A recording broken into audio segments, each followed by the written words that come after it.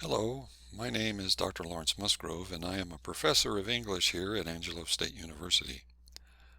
I teach courses in literature, creative writing, and composition. For some time now, I have been studying mindfulness and meditation from the Buddhist perspective.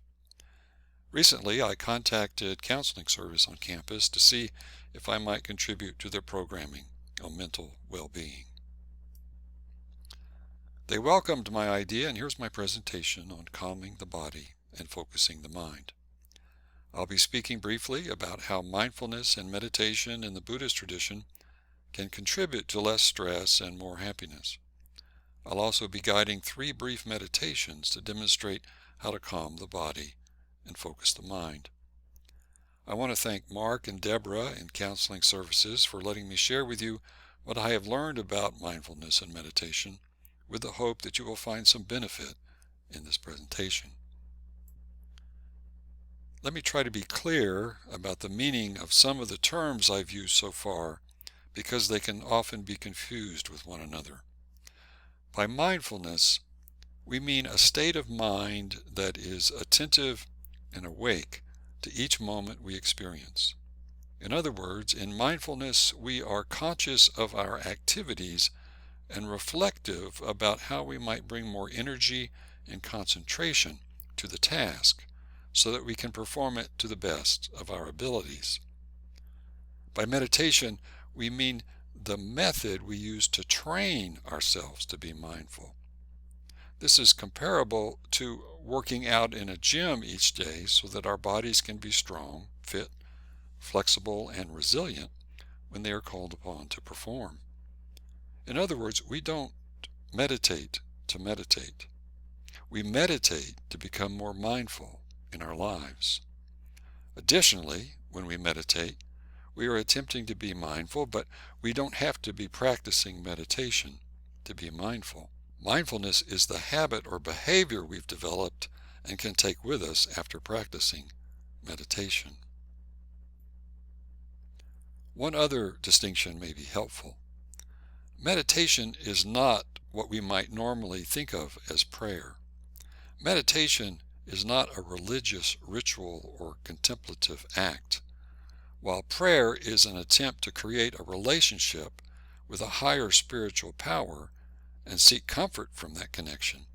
Meditation is focused on self-understanding. In other words, meditation is an attempt to quiet and focus our minds, while prayer is an attempt to find peace and strength and healing from and unity with a greater source of spiritual understanding. Both prayer and meditation can lead to calm and mindful states. Okay, so let's do a little meditative practice together so that we have some experience we can call upon later when I expand upon calming the body and focusing the mind. In total, I will guide you in 3 brief meditations in this presentation. Let's begin with the first one now. Let me ask you to establish there a location in your office or dorm or home to experience this presentation in as quiet and peaceful way as possible. You may have to close your door, close other screens on your computer, silence your phone, or turn off other devices and sounds. In other words, I'm asking you to dedicate your attention for a short period of time to this presentation and this meditative practice. In fact, dedicating our minds and bodies to mental attention is what this lecture is ultimately about. That is, when we create a mindful poise or stance toward the object of our study, we are more likely to be successful at learning. So much depends upon our attention. No attention, no learning. Second, I'd like you to put yourself in a seated position now that is upright and dignified, like the white water lily or lotus flower pictured here.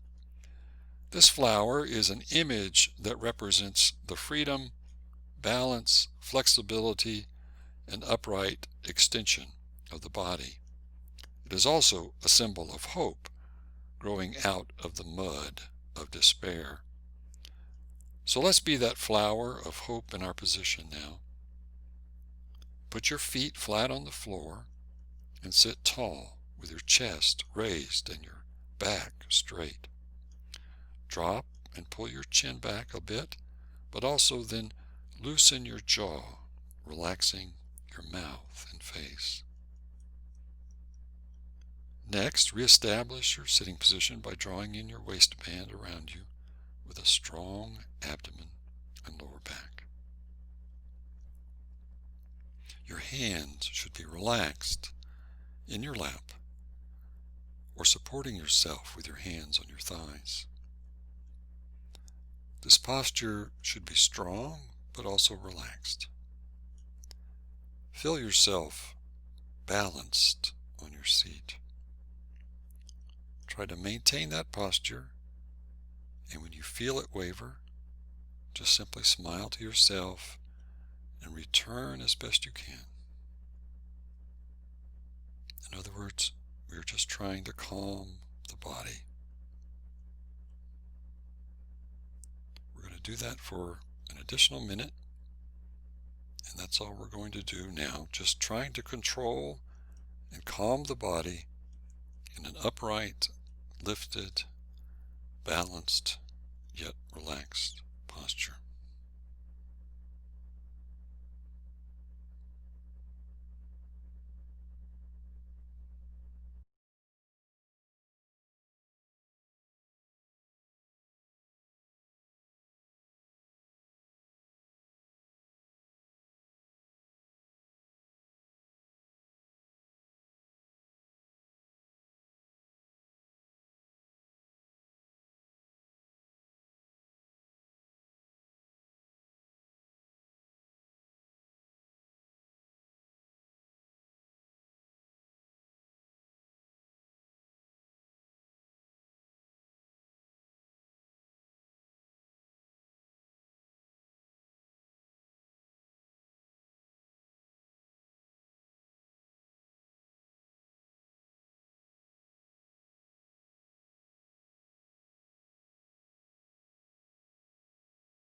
Okay. It may be that you found that pretty easy because you've already inherited or developed habits in being calm and focused, or it may be that you found it rather challenging. That may be because you have inherited or developed habits that resist being calm and focused.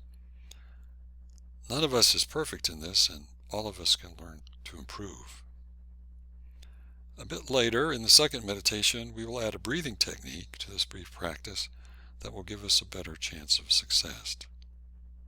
In the third meditation, we'll add a body scan technique that will give us further practice in focusing our mind and calming our body. Okay, here's the overall agenda of leading questions for the rest of this presentation. Why aren't we calm and focused? Why does meditation help? Why is learning meditation possible? And why is the breath important in meditation?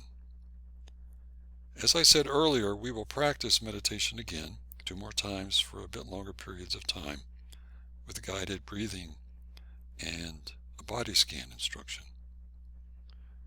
Your later practices will also have the advantage of understanding some of the answers to these questions. In other words, as you learn the answers to these questions, you'll be building a stronger foundation upon which to develop mindfulness. Another important visual device is the seated figure of the meditator. This is not a representation of Buddha or a deity to be worshipped. It is simply a visual reminder of the meditative practice and its components. It has 3 main parts. The head represents our mind and our thoughts. Our connection to the chair or cushion on the floor represents our body and its sensations. And the chest and the torso represent our breath and the discipline of meditation. When I began this presentation, I suspect we were all struggling to calm our bodies and focus our thoughts. You may have noticed that it was difficult to settle into sitting or give all of your attention to this presentation and my voice. This is not unusual. It is in fact what most of us experience. We want to discipline our minds and our bodies, but we don't yet have the training needed to quickly calm and focus ourselves. Instead, we are often distracted by thoughts of the past or thoughts of the future. We are hung up on something that happened or what someone said or did to us in the past. Or we are hung up on something we have to do or someone we have to meet in the future. These may be desired or undesired thoughts. In any case, they can distract or pull us away from achieving the calm and focus we want. In addition, we are often distracted by sensations of pain or pleasure. We may be experiencing a pain in the body or a pleasurable sensation that we want more of. Again, these can distract or pull us away from achieving the calm and focus we want. So what are we to do? We use the breath to discipline our mind so that we can take control and free ourselves of distracting thoughts and sensations. So again, when we are distracted by unproductive thoughts and sensations, we need to have practiced a discipline that will have helped us generate ongoing habits in establishing a calm and focused and mindful state. Lucky for us, all that we need for this discipline is our breath. And we have that with us all the time anyway.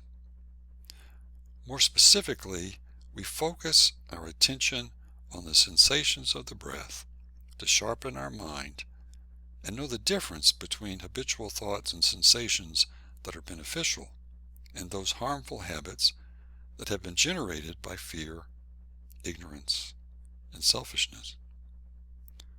In other words, giving ourselves the time and place and method for examining and evaluating these thoughts and sensations through meditation will eventually lead to insights about the causes and effects of those thoughts and sensations. Okay, so now let's do another brief meditative practice together. Again, I'd like you to put yourself in a seated position that is upright and dignified. Put your feet flat on the floor and sit tall with your chest raised and your back straight. Drop and pull your chin back a little bit and loosen your jaw, relaxing your mouth and your face. Next, reestablish your sitting position by drawing in your waistband around you. Your hands should be relaxed and in your lap or supporting yourself again. This posture should be strong but relaxed. Feel again yourself balanced on your seat and try to maintain that posture. And when you feel it waver, just simply smile and return as best you can. You're just trying to calm the body. Now, we'll also focus our attention on our breath. Close your eyes if you haven't already. Also, close your mouth softly and breathe through your nose. Just focus on the sensations of the breath as it enters and exits your nose. That's it. Just focus on that movement and the sensation it creates at your nostrils, and perhaps even on your upper lip. You are not creating the sensations there. They're always there. You're just noticing them.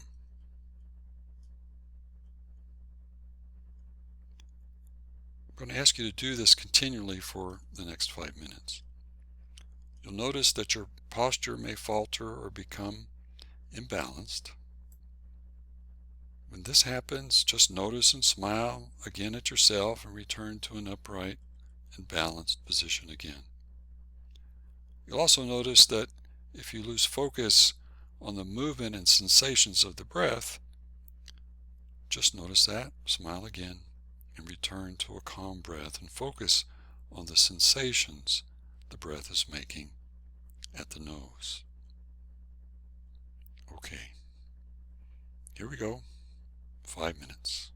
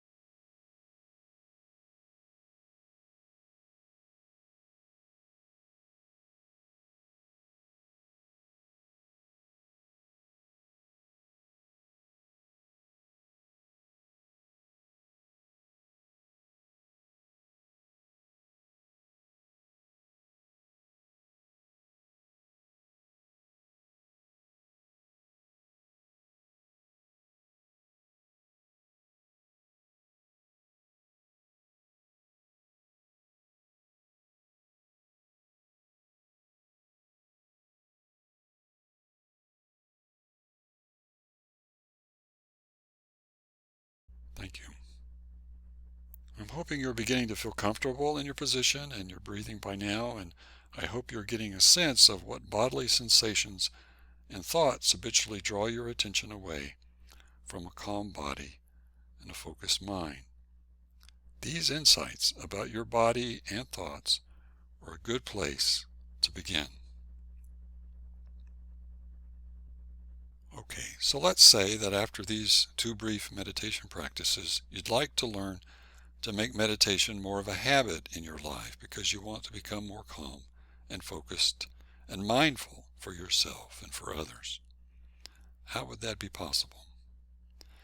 Learning meditation is possible because we have other beliefs already in place that make learning any new habit possible. Whether it is learning to be a parent, student, or how to play the guitar, or juggle, or drive a car, whether we are conscious of them or not, we already accept and depend upon 3 other beliefs that make our learning anything possible. In this sense, learning meditation takes no special ability or skill, only time and effort, like anything else. When we desire to learn or achieve something, we automatically hold 3 other truths about the nature of reality in mind. These are our unconscious and shared beliefs in causality, impermanence, and interbeing. In other words, we believe that we can create causes that have certain beneficial effects. We believe that our past and present state can be changed or improved, and we believe in the benefit of creating relationships with others to generate new opportunities for ourselves. But learning is still very hard, yes? Certainly it is. It is especially difficult if we reject these 3 truths about the nature of reality and learning. And there are 3 common ways that we make learning difficult for ourselves. Learning is difficult if we are ignorant of causality, or how cause and effect works in our lives and the world. Learning is difficult if we fear impermanence or change in our lives and the world. And learning is difficult if we isolate ourselves from interbeing or the available network of beneficial relationships available to us all. Learning anything like meditation is not only made more difficult if we are ignorant, fearful, and isolated, it generates further suffering as well. And until we conquer ignorance, fear, and isolation in our lives, and accept the truths of causality, impermanence, and interbeing, learning will be difficult, and the cycle of our suffering will continue.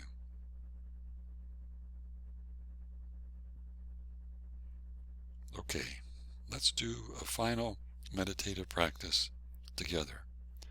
Again, I'd like you to put yourself in a seated position that is upright and dignified. You should by now have a pretty good sense of what is comfortable and balanced for yourself. Now we will also focus our attention on our breath. Close your eyes again and your mouth softly and breathe through your nose.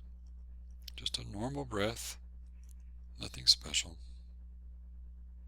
Now also notice your belly rising on the inhale and falling on the exhale. Then move your attention to your nostrils. Just focus again on the sensations of the breath as it enters and exits your nose. That's it.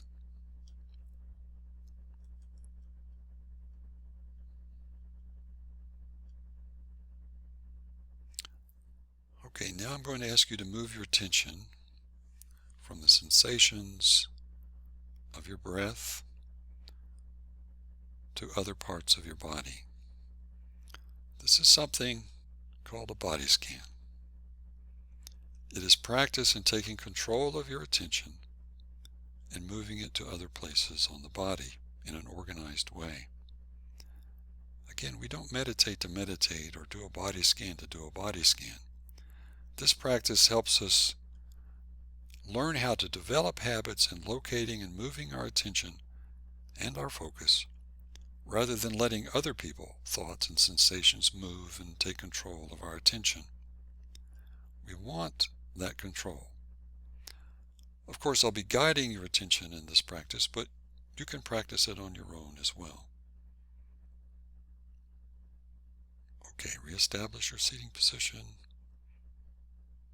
Notice the sensations of the breath around your nose,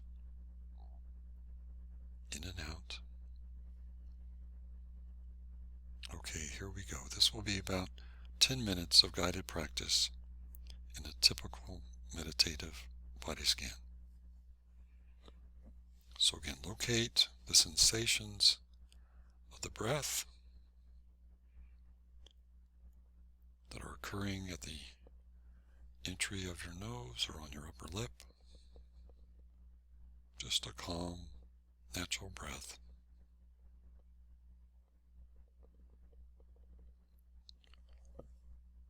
And now I'd like you to move that attention to the top of your head. Notice the sensations now that are occurring in your scalp. This may be in your hair, the very top of your head. Could be anywhere located in your scalp. You might feel it in your hair. You might feel it as a particular point, almost as if there's energy there, warmth, tingling. You might even picture it as a candle flame.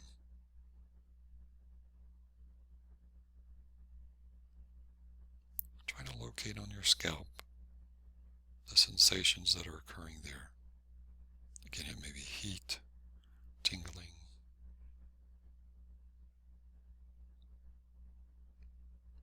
Now try to spread that attention to your entire scalp, the entire top of your head.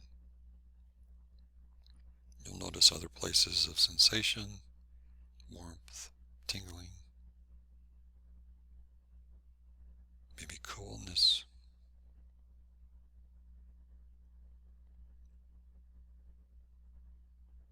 Try to feel the sensations of the entire scalp and top of your head.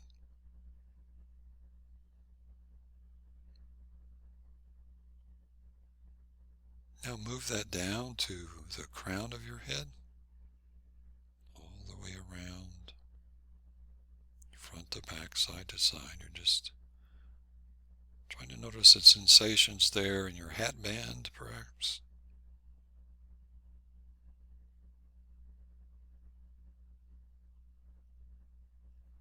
And then moving down to your forehead,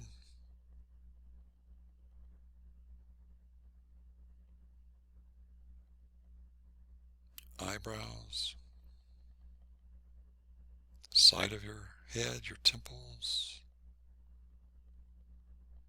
the back of your head.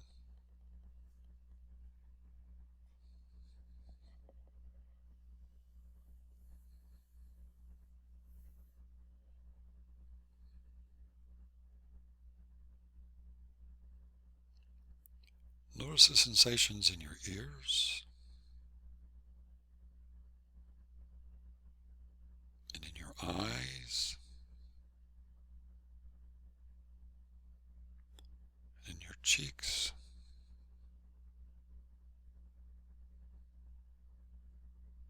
and in and around your mouth, your lips, your chin, and your jaw.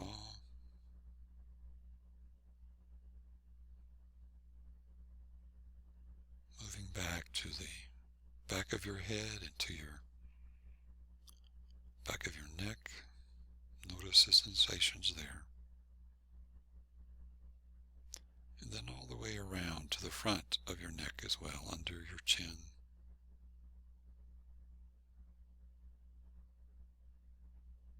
Try to pause a moment here and feel your entire head, from the beginning point on your scalp all the way down through your face and sides of your head, the back of your head, and down into your neck, all of those sensations at once.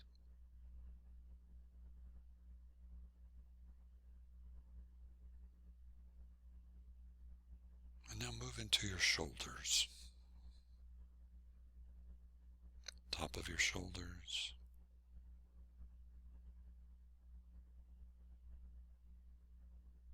front of your shoulders.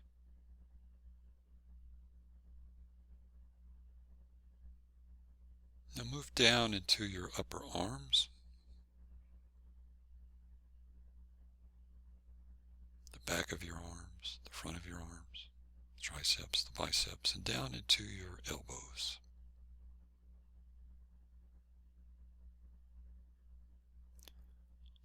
And now into your forearms, and into your wrists,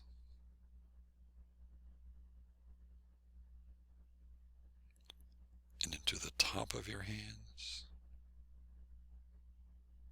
the palms of your hands,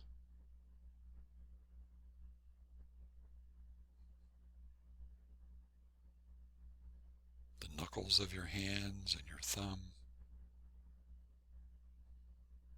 and into your fingers, and into your fingertips,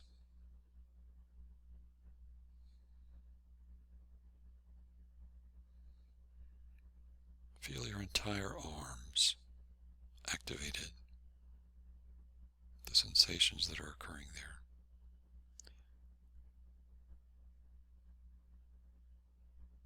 Then move up to your torso, your chest,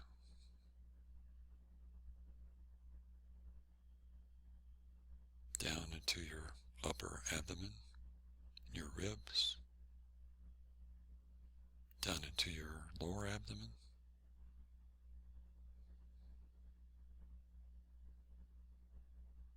and then up into your upper back, again underneath your shoulders, into your shoulder blades, the middle of your back, down your spine, down into your lower back,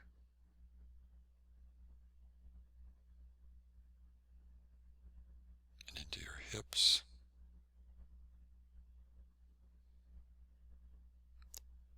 and into your buttocks,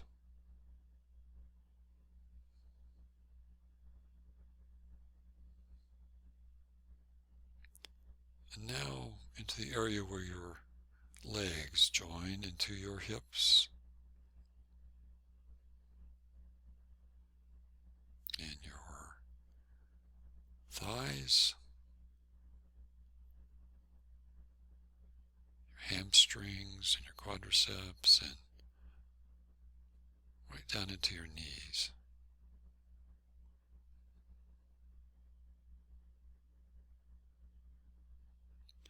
And now into your lower legs, your shins and your calves, down into your ankles,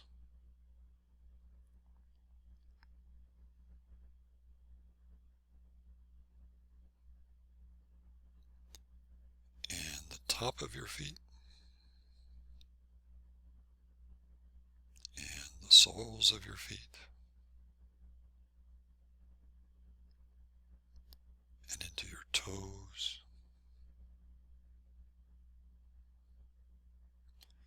and into the tips of your toes.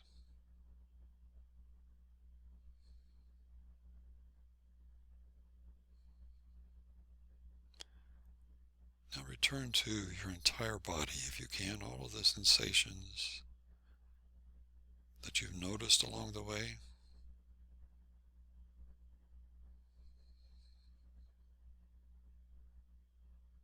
Return to your sensation of your breath in your belly and in your chest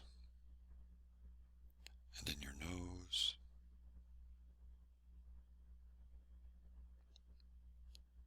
Try to notice as your whole body is expanding with each breath, head head to toe, and how it retreats or collapses a little bit, retracts on the exhale. The entire body expanding on the inhale, the entire body contracting on the exhale.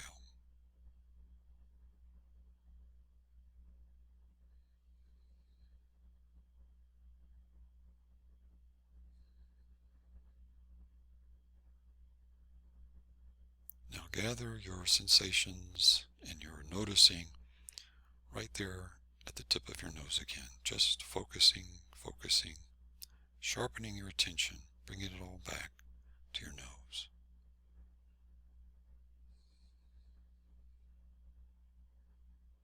The cooler air coming in, the warmer air going out.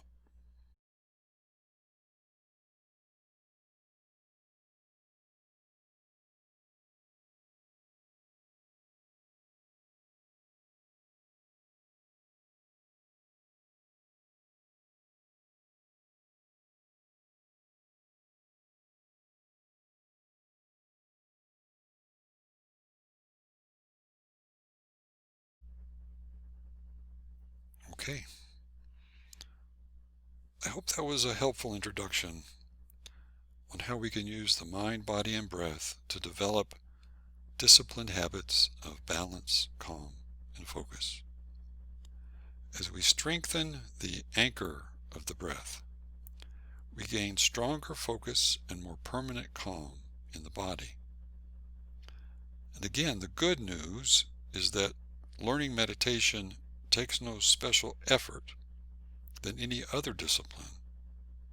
And the tools we need, that is, our mind and our breath and our body, are always with us. Before closing this presentation, I'd also like to share with you a number of sources that might be helpful to you if you would like to continue to learn more about meditation. These are suggested teachers and authors, guided meditations, and meditation retreat centers in Texas and the United States.